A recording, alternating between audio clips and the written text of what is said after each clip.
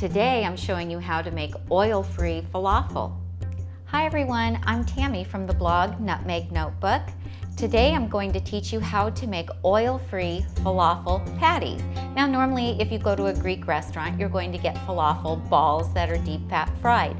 These are going to have all the flavor without all the fat. So I actually developed this recipe way back in 2011, and I stumbled upon it when we were revamping the blog, and I was going through the archives and went, oh my gosh, I haven't made those in forever.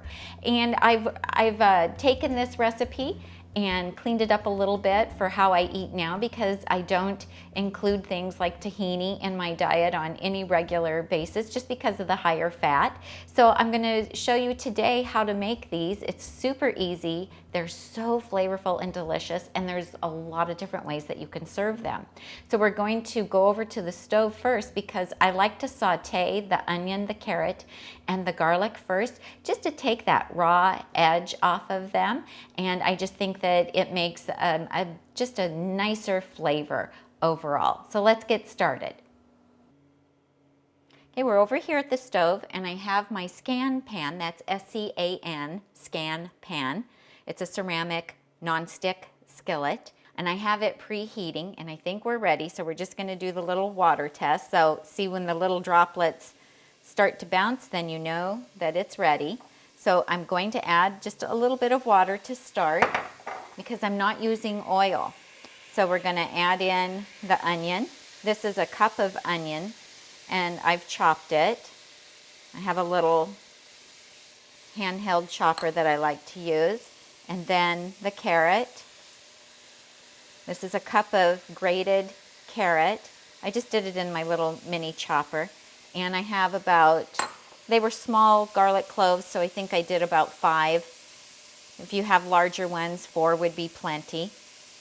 And I just wanted to saute this a little bit just to take that raw edge off the onion and the garlic, and to soften that onion a little bit. Now the carrot is not typically found in falafel, but I like it. It adds a little bit of sweetness, and it just adds a little bit of body to the falafel mix. Now we'll be adding all of this to the rest of the ingredients in a food processor. So you know it's done when the carrot is looking cooked and the onion is looking translucent. Okay, that's looking good. So we're going to stop here. Okay, so we're done with the sauteing of the onions, the carrots, and the garlic. So I've already added that to my food processor. You're going to use the S blade of your food processor. So I have 2 cans of garbanzo beans that I have rinsed and drained, and you can save that bean liquid. That's called aquafaba. I use it in the sheet pan vegetables, roasted vegetable recipe. You can find that YouTube video on my channel. So you can put it in ice cube trays and freeze it, and then just pop out what you need as you need it. So this is the 2 cans of garbanzo beans, and if you make your own garbanzo beans, use those. That'd be great. Then we're going to talk about some of the other ingredients. I'm using today a little bit of the quinoa flakes. Now quinoa flakes are made the same way that they would take oat groats and roll them flat to make rolled oats. Well, they do the same with quinoa. They roll them flat, and you get this that's called quinoa flakes. And so I'm just adding this. I need just a little bit of something to be a binder in this, and I find that this works really well. This adds some protein. I really like using this in my quinoa banana oat muffins too, or you can take quinoa and just grind it in your food processor, or if you have a high-powered blender, you can do that as well. Now, if you don't have access to quinoa or to the quinoa flakes, you could use some millet. And I don't usually use flour, but if you do use flour, you could use a 1/4 cup of flour as well. Then we have the seasonings. Now I already have all of mine measured out here, ready to go in, and I have my little cheat sheet here so I can tell you how much to use of each item. And also I do a blog post, a companion blog post. So you can always go over to nutmegnotebook.com and you can find a printable recipe there. So ground cumin, 2.5 teaspoons. I like 2.5 just because I really love the flavor of cumin. If you're less of a cumin fan, you can pull it back to 1.5 to 2 teaspoons. Then we have the coriander, a tablespoon of ground coriander. And then the red pepper, cayenne pepper, I just use 1/4 teaspoon of the cayenne pepper. The sweet paprika, 1 teaspoon, and this is sweet paprika. This is not smoked paprika. This is the sweet paprika. Then the table tasty is optional. This is a salt substitute, and I just really like it if I want that little bit of a salty flavor in a recipe. You can use salt if that's what you use, or whatever salt substitute you might have, but this is delicious. It's available on Amazon, or you can order directly from the company. And then also a little bit of freshly ground black pepper, and we also have a teaspoon of baking powder.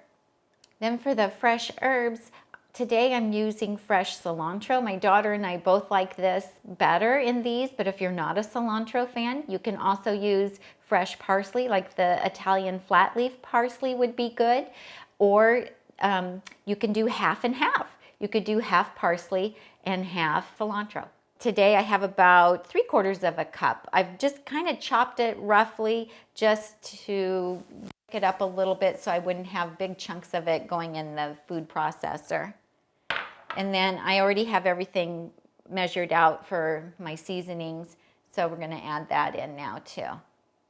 Then we'll put the lid on, and I'm just going to use the pulse function, and I don't want to turn this into hummus, but I want it to be fairly incorporated. I don't want big chunks of the garbanzo beans, so I'm just going to use the pulse function and scrape down the sides if I need to.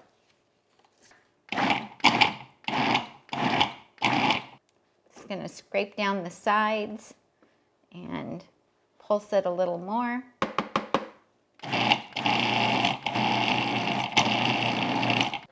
Just going to do just a little bit more.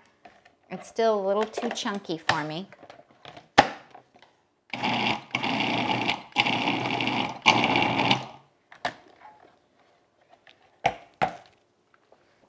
Now it looks pretty good.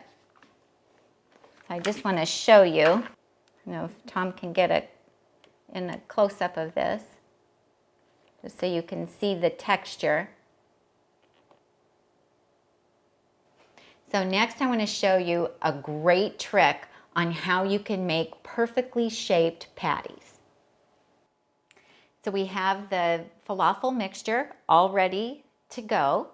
It's looking pretty good, it smells delicious. So I want to show you this really great technique for making perfectly sized patties, and you can use this for all of your favorite veggie burgers. So I saw Miyoko Shinner demonstrate this on one of her cooking videos, and I thought it was brilliant.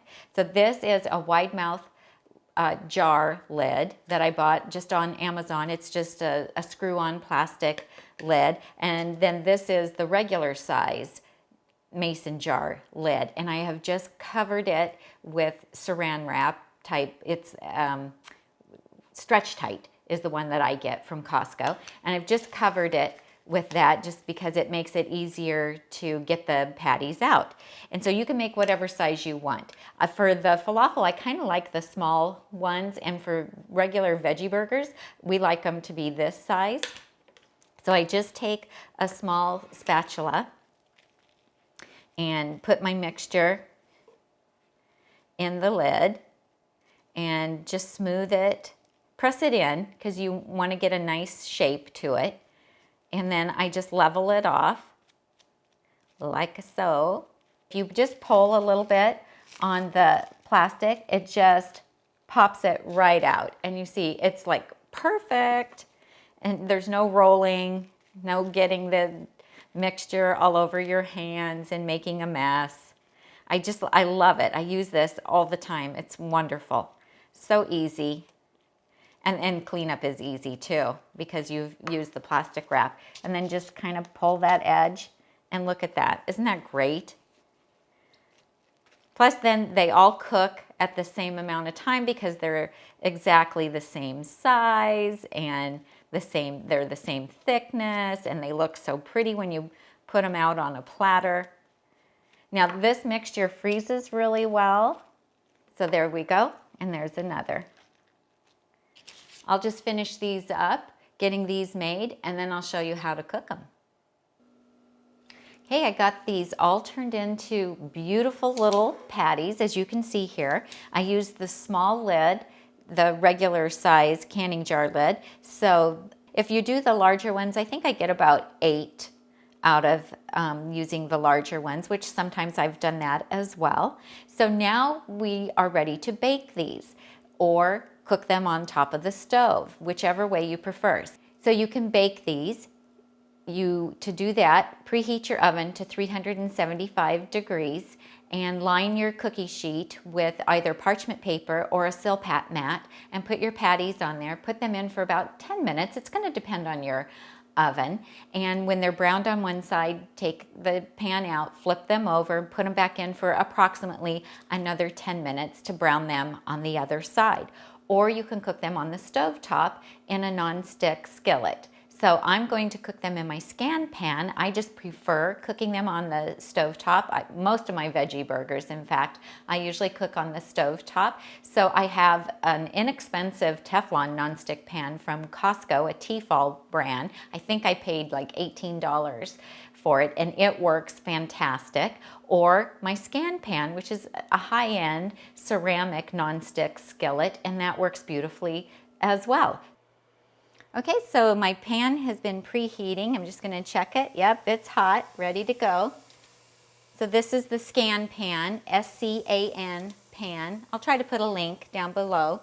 So I have it preheated, and I'm just going to add my falafel patties. I'm not going to be able to do all of them at one time because I want to leave room so that I have room to flip them over. So we're just going to let them go. I have them on a fairly low heat because you don't use a high heat with a Scan pan. And we're just going to let them stay there until they get nice and brown on one side. I'm not even going to look at them for at least 4 minutes because I don't want to cause it to break. If I try to turn them too soon and they haven't gotten a nice crust on the bottom, then they could break. So see you back here in about 4 minutes. Okay, we set the timer for 4 minutes and it just went off, and these are ready to turn over. So I'm just gently turning them over, and you can see they got brown. I broke that one a little bit. Nice, look at that. You see how they get a nice brown crust on them? And they do not stick. No oil in this pan whatsoever, and they did not stick. The secret is to not try to turn them and not to check them for at least 4 minutes, just to make sure they get a nice crust on there, and then they won't stick. So I'm going to set my timer for another 4 minutes, and then I'll show you how these look plated. So the falafel patties are all done. Look at how beautifully they turned out. They're so nice and golden brown. So I did 4 minutes on the first side in the Scan pan, and then I set the timer for 4 minutes, but they were actually done at 3 minutes and 30 seconds, so I pulled them off then. I have plated them with 2 other recipes that I do have YouTube videos for, as well as blog posts. So this is the best oil-free hummus. It also does not have tahini in it, so it's very low fat but super creamy and delicious. And then I also have a video for these sheet pan roasted vegetables, and they have red pepper flakes and cumin seeds and lemon juice, and they're absolutely delicious, and they pair beautifully with the other 2 items on here. And the other thing that you might like is my quinoa tabouli salad. That would also go really well with this dish. So there you have it, an easy and delicious yet healthy way to make falafel with no oil. If you like this video, please give me a thumbs up under the video. Subscribe to my channel so you won't miss any future recipes. Also, check out my blog at nutmegnotebook.com. There's usually a companion post for every video that I post here, as well as the opportunity to do a printable recipe for what we made today. While you're there, be sure to subscribe because subscribers get 2 exclusive recipes as well as a bonus. So thank you so much for watching today. This is Tami, helping you get healthy and stay healthy, one meal at a time.